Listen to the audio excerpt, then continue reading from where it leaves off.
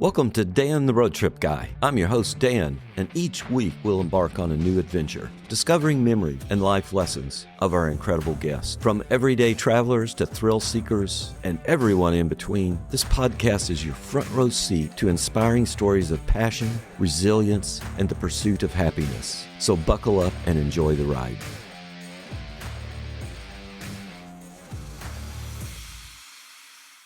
I am on another virtual road trip today. Someday I'll get back in the car with a guest. I have been honored over the past 3.5 years to interview a large number of people and record their stories. This podcast really is about stories, and particularly other people's stories. And I'm excited today to talk to my guest. Her name is Christen Ball. She is from Nashville, Tennessee. She is an artist, a performer, a songwriter, and I really believe you're going to enjoy her story. What you're really going to enjoy today is the story about her mother and grandfather, who were great influences on her musical journey. And I hope you'll stick around for her advice at the end of the show when she talks about forgiveness. I really think you're going to enjoy it. Welcome to the show, Christen. Thanks for having me, Dan. It's a pleasure to have you here. So, Christen, tell my listeners just who is Christen Ball. Sure. So I am an alternative rock music artist in Nashville, Tennessee, wife to my drummer, Michael Ball, and I'm a believer. So, and where did you grow up? I grew up in Yorktown, Virginia. And then at some point you made your way to Nashville, Tennessee. I sure did. Yep. I've been here for 18 years now. 18 years. So we're going to get to that. And I'm just excited to have you here. Well, I'm excited to be here. Thank you. I do have to ask you about the hat, though, the Sega hat. What's the story there? Sure. So I am a super fan of Sonic the Hedgehog. Before music took over, wanted to actually illustrate for the Sonic comic books. And so Sega is like the franchise of Sonic. I'm a 90s kid too. It's like you hear it in all my music. It's very 90s influenced. Also, Sega, I like to think, because if you see it backwards, it says ages. And so I think that when I wear this hat, I age backwards. Okay. I like that. Maybe I should get one of those. All right. Well, it's a pleasure to have you here, and let's jump into the podcast. Awesome. So this is Dan the Road Trip Guy. And I always start with a couple of basic car questions. Do you have a great first car story or just a funny car story? I guess probably my first car was my grandfather was like a dad to me, and he bought me my first car, but it was a Buick Park Avenue. Okay. And it was and it was very old. I can't remember the year on it, but I remember that it was like driving a living room on wheels.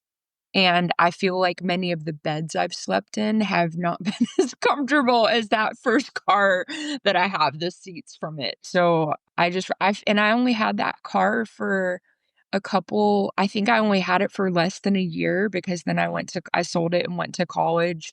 Sure. And then moved to Nashville and bought my own car. Yeah, I guess that would be my first car story, because that was my first car. Yeah. What color was it? It was light blue. Okay. And I loved it. I wish I could find another car like that, because it was super cool. Now, did that have a big bench seat in the front or bucket seats? It was a bench seat. It was like all the way across. Yeah. And so it was such a big car. How is this not classified as a minivan? Those big cars were a pleasure to get around in. Yeah. So Buick always says, this is not your grandfather's Buick. These days, that's their tagline. But it was for me. That's great. Good story. Love first car stories. Hey, well, you're a performer, so I assume you've been on some trips, but any road trips in your life or vacations or just touring that stick out in your mind as just a trip that is just so memorable, or something happened on that trip? Honestly, before I started touring. So I grew up, my mom was a single mom. We would go on these little road trips together. And as I was just like I'm just thinking about road trips, and probably my trips with her are just some of my fondest memories. In general, she loved rock and roll, and so we would take these road trips to go see the Moody Blues. I don't know if you Okay. remember them, but Sure. I'm a little older than you, so yes. we were literally groupies. I mean, I guess that is what a groupie is we Yeah. would follow around this band. We'd take these trips, and it's like we didn't, by American standards, like we didn't have a ton, and so we didn't get to do the norm. And I don't even say that it's normal necessarily, but some people take 2 weeks and go to Florida, and that's awesome. But it's like we would take like a day or two and Hmm. go to a Best Western or like a budget hotel, and that was drivable, and we would go see this band, and it was just some of the best times. Like my mom, I think one of my favorite parts of doing trips with her was she would let me be the DJ in the car, and Okay. like I would get to pick the music, and I introduced my mother to all of these different people, like Radiohead and Jeff Buckley and people that I wouldn't have expected my mother to like. I mean, NSYNC also, which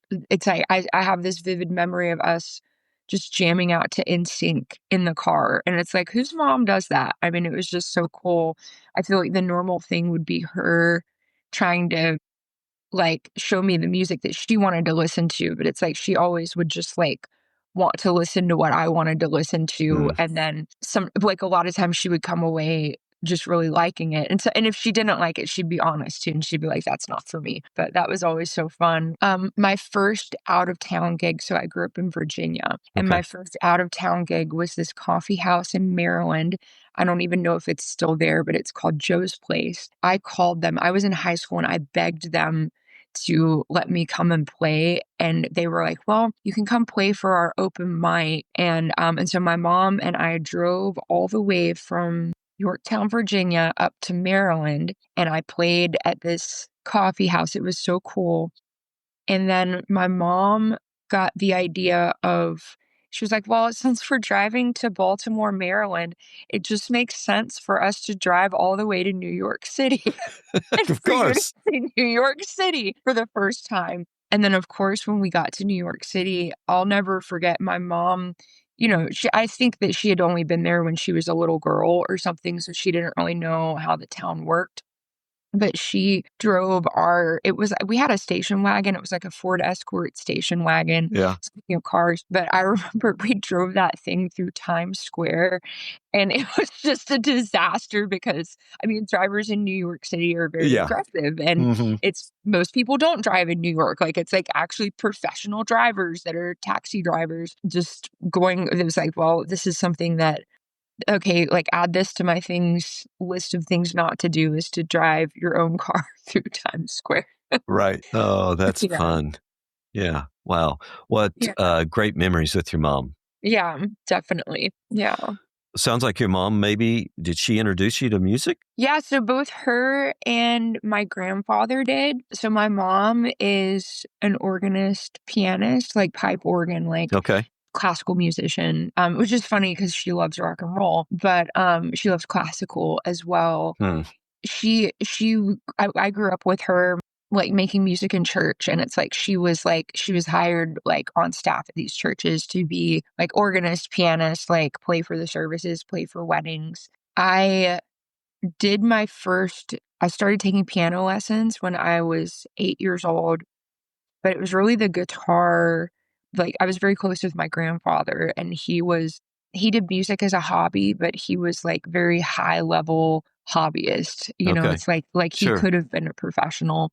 He played guitar, and it was really the guitar that really got me into songwriting. And it's like guitar was always a lot more natural for me. And so like my mom initially got me into music, but my grandpa kept me in music. Okay. And we just like, it's like he played, our styles were very different, like because he played bluegrass. I always wanted to play like rock or pop music, and so I ended up, we would play, when we would play together, I would play rhythm guitar and he'd do all these lead things, and he was so good. But he actually, when I was I guess in high school, like just first learning guitar, he gave me It ended up, he didn't realize how valuable it was, but it was this Gibson 1947 SJ that's a super rare model. Okay. He bought it from his brother in the 50s or 60s for $50, and like he didn't know how valuable that it was, and he gave it to this kid, like, Hmm. that was just learning music.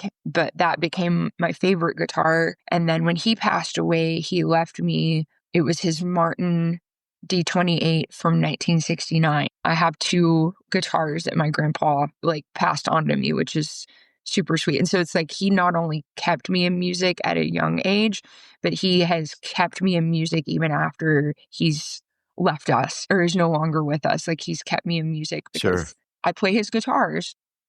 Yeah, that was going to be a question. Do you play Yeah. those guitars? Yeah, Mm. I do. I just got the Martin was having some issues recently. The bridge was like lifting up. I just played it at a show at Franklin Theater, and like it was a miracle that it got through the show and stayed in tune. But I recently got it fixed. I've been playing it like a lot more Yeah. now that it's in better shape. So And so do you still play the piano, or are you strictly on the guitar mostly?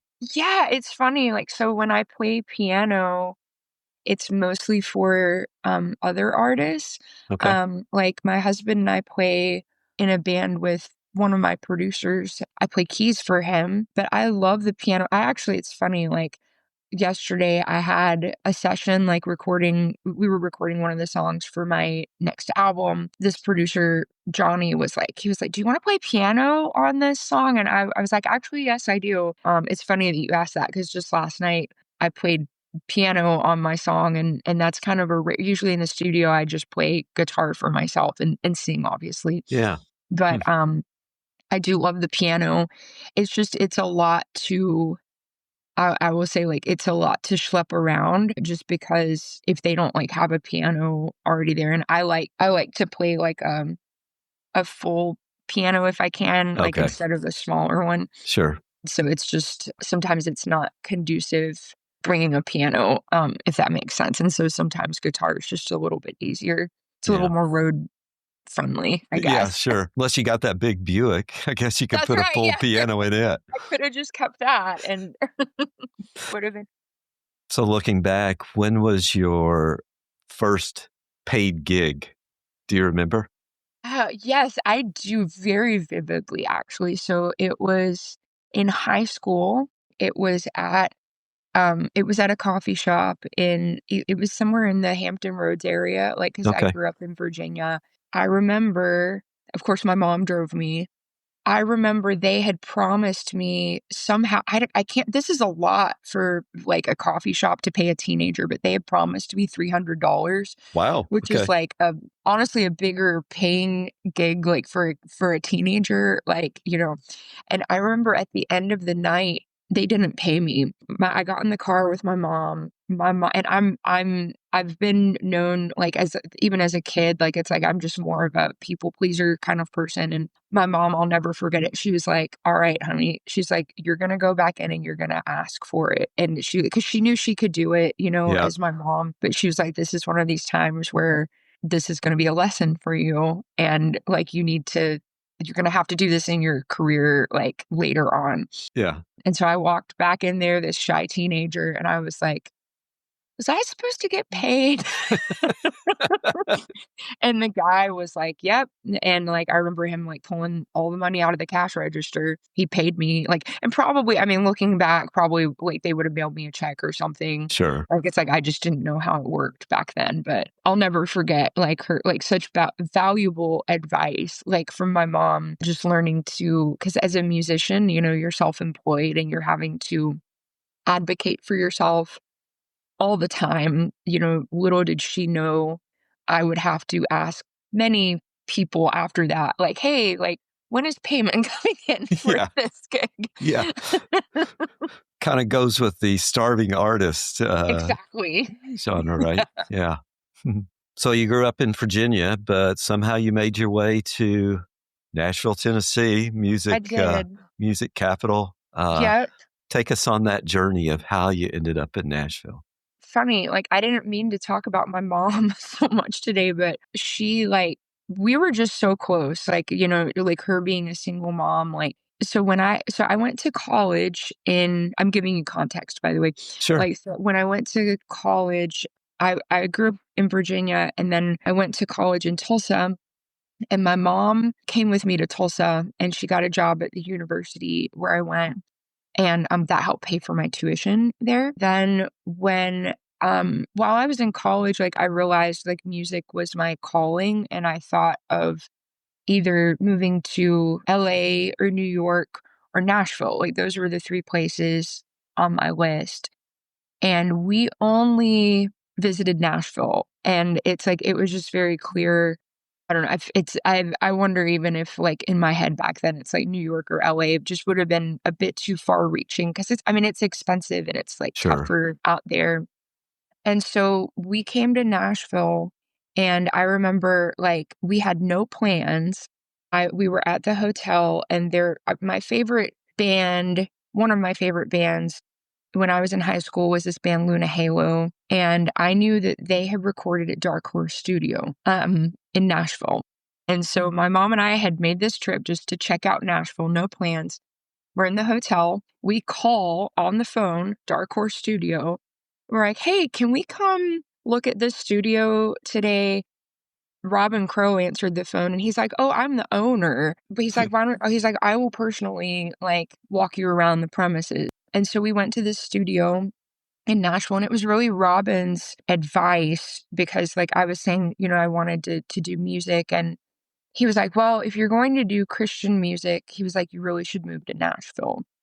Honestly, it sounds crazy, but, like, I call it a God whim, because it Okay. was totally a whim, but Mm. that was why I moved to Nashville. Like, it's like his advice, like, and it's funny, like, everything when I moved here just kind of fell into place for me. I ended up, after moving here, I got a job at a church in Brentwood. They were Brentwood Methodist, like, they were just, Okay. like, so supportive. It's funny, they hired me on as an administrative assistant at Okay. first, which is a terrible job for a creative person. Yeah, that's not good. It's not good, and honestly, they should have fired me, because I couldn't even hardly work the copier. It was terrible. Instead of firing me, they promoted me. They were like, let's just create a job for you, like, in the music department. I worked there for 7 years. And then I started touring, just playing with other artists, and that ended up kind of taking over for a while. And I started going part-time at the church, and then I went more and more part-time, like, just as touring picked up.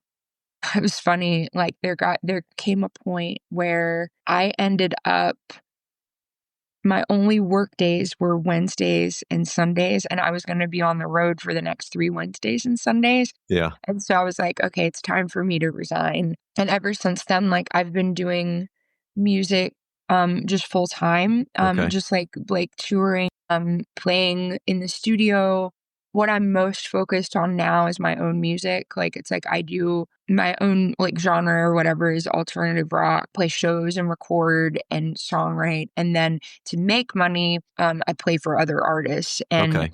like I sing harmonies on the road, play guitar, whatever people need me to do. Okay. My North Star, like, is my own stuff. Sure. And so it's like, it's cool that I have my day job is an adjacent of my calling, if that makes Okay. sense. It does. Yeah. Good for you. Wow. Yeah. Any big names that we know that you've played with? Let's see. So this summer, I was playing with an artist named May Estes. She's amazing. And we were on the Luke Bryan tour. Okay. And so, like, those shows were all like arenas, like amphitheaters. Luke Bryan is like, it's crazy. Like, it's like all the shows were sold out. Like, he's just so popular. Like, and it's like, and he's even popular with, like, the younger, Hmm. I don't know, it's called Gen Z or whatever. I don't Gen even know. Z, I think. But Yeah. and then, like, with May, we've opened for Brad Paisley, for Ashley McBride, for Cody Johnson. There's other names, but Yeah.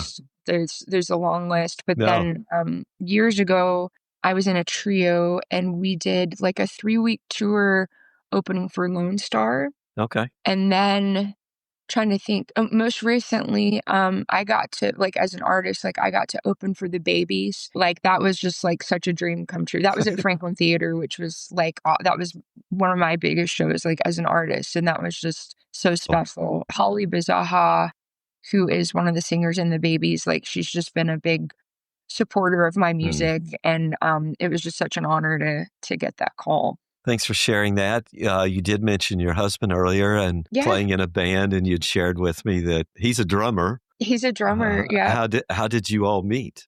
So we met actually through our mutual friend, through Philip Peters. Okay. So I've known Philip forever. I have been involved with his nonprofit Restore Haiti Okay. for years. Just through, I say involved, it's like I've just gone on some trips with them, and Okay. we have a sponsored child. She's not a child anymore, actually, which is crazy. Like, she's like an adult, which is, time flies. Philip had a party at his house. This was in 2013, I Okay. believe, and it was just church friends, work friends, and my husband, Michael, was his roommate at the time. Okay. And so I went to this party just because I was friends with Philip and he'd invited me. I actually didn't even wanna go because I can be kind of like an introvert at parties. Like, I like more, it's funny, I love to perform in front of Right. lots of people, but as far as like quality time, I love more like one-on-one or small groups. I show up at this party, I walk in and there's Michael, and he's there and he Right. didn't want to be there either. Like, it's like he's an introvert too. I walk up to him and I was like, "Hey, I remember you from one of my shows or from something." And because I had met Michael before, like Philip had actually brought him to one of my shows before. Okay. And Michael was like, "I don't remember you." He's very honest, and it's actually one of my favorite qualities about him. It's just like Yeah. his honesty, like what you see is what you get. But we ended up talking for 4 hours. At the end of the night, he got my number. He walked me to my car, and after we had parted ways, like, I sat down in my car, and then he went back up to his room, and both of us said out loud, we were like, "Did we just meet our spouse?" And we told each other that on the second date. Actually, I don't recommend that for everybody, but it was what worked for us. We were married 10 months later. Man, like, Michael's still the best. He's the best person I've ever met. We've been married 11 years now. We work together a lot. Like, it's like he plays in my band. We just play music together a Sure. lot. I like to say that he's the drummer. You know that phrase, some people walk to the beat of a different drummer, and I'm like, Sure. Michael is the drummer that, Mm. like, my heart beats to. It's Nice. it's just, he's so awesome and like just loves the Lord so much and just such a really great person, loyal friend. I can go on and on. I actually recorded a song about him yesterday. I wanted to make sure on my album that I had a song about him on there. Anyway, needless to say, like, he's just so special and just Wow. such an amazing person. We wish you long years together. Thank you. Yeah. Good story. Imagine today you can take a road trip with anyone, living or deceased. Who would it be? Where would you go? What would you talk about? Wow. Man, that's such a great question. I would probably, so my music hero is Jeff Buckley. Okay. He passed away when he was only 30 years old, like back in the 90s. I'm just such a big fan of not only his music, but the way he approached artistry. He also, like, I love New York City. He made the East Village in New York City his home. I think it would be with Jeff Buckley, and Okay. I think it would be to New York City. And it's like, I would want him to show me around, like, where he played in New York City. Okay. And I would just want to glean all types of just like advice from him. And yeah, I would just love, I wish I could. He's actually, like, he would be at the top of my bucket list of people I could meet and spend time with. I actually got to meet his mother just a few weeks ago. I did a tribute event for him. It was the 28th annual, like, Jeff Buckley tribute show. Wow. Okay. And I was like a featured artist for it, and his mom was there. And so I did get to meet his mom, Oh, fun. and that was so special. I wish I could take a road trip with him Yeah. because that would be super cool. That's a good road trip. Yeah. Anything on your bucket list in life? Most people tell me, Dan, I don't have a bucket list. Okay, is there anything you want to do that's Yeah. just kind of fun that, hey, I want to do this? Yeah. Honestly, I like to say I have one thing on my bucket list, and it's to make music with my friends, Uh, and I get mm, to do that. And so I'm like, everything else that happens for me is just like icing on the cake. Like it's like okay. it's an interesting thing, isn't it? Because it's like I think the secret of I think this is in the Bible too. Like it's like the secret of happiness is being content in all circumstances. So it's like you want to be content. But as an artist, of course I'm a dreamer as well. And so it's like there's things that so I will say like it's like other things I'd like to do, I guess just keep doing what I'm doing and just finding more people that resonate with the music that I make and just finding more people where the music touches them. Yeah. But it's like just getting to make music with my friends and my husband, Yep. that's enough for me. And so Yeah. I'm so thankful that I get to do that. Yeah. Good for you. Yeah, Living your bucket list one day at a exactly. time. Yeah. Yeah, that's great. That sounds like a title. Yeah. Yeah. Maybe we'll have to work on that. That'll be a Yeah, song for you. You can write a yeah, song about bucket great. lists. Let me ask you this. Yeah. I love to leave my listeners with some advice, life advice, living a better life, living a good life, whatever we want to call it. What could you tell them? Well, I would tell them probably a really short story about my own experience with forgiveness. My advice would just be to forgive. Like if anybody has done anything bad to you or like if there's any type of grievance, just there's so much freedom in letting it go in my own life. So my dad was out of my life for 27 years. And then his sister actually called me, said that she told me that he was dying of cancer, that it was his dying wish to see me again. We had met, but like to see me again. And so my husband and I went 4 different times to see my dad before he passed away. It's a very complicated story. Like there was abuse involved, like just it's just a complicated Sure. web of things. I had a lot to forgive him for. I'll say that. And he probably had a lot to forgive me for. I was able to tell him in person that I forgive him. Michael and I actually led him to the Lord just a few days before he passed away. I got to baptize him. When his sister called me the day after he had passed away, letting me know that he passed away, I knew that he was in heaven just because like he had made the decision to receive Jesus as his savior. I was given after a very complicated and tangled web of blaming my dad for a lot of things. There has been great freedom in letting go and forgiving him. Not everybody deserves forgiveness. I don't deserve forgiveness, but it's like the Lord gives it to us anyway. And so Right. we're called to live by that. My advice to anybody would be to forgive and live a life of forgiveness because there's just great freedom in that. I'm so excited that someday I'll get to see my dad on the other side and we'll be able to get to know each other at that time. That's great advice. Yeah. It's funny when you do end up forgiving someone, it just frees you because you Absolutely. carry around all Yeah. this harboring of maybe ill will, but then also this guilt and all this Yeah. stuff. And it just great advice. Thank you. Well, Kristen, this has been fun for me. It's been fun for It's me been too. a Thanks for pleasure to having meet me. you. I can't wait to be in Nashville sometime and find Yes. out where you're at and get to Yes. see one of your shows. So before we go, though, before we get out of Yeah. our virtual car here, Yeah. uh, tell my listeners how to find you, your music, all that. Yeah. So you can find me, probably the easiest way to find me is just through my website. It's christenballmusic.com. Kristen is spelled Christen.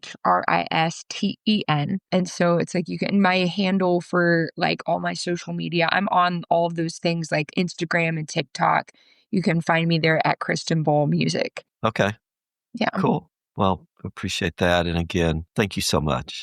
Thanks for having me, Dan. This has been amazing. Such a pleasure.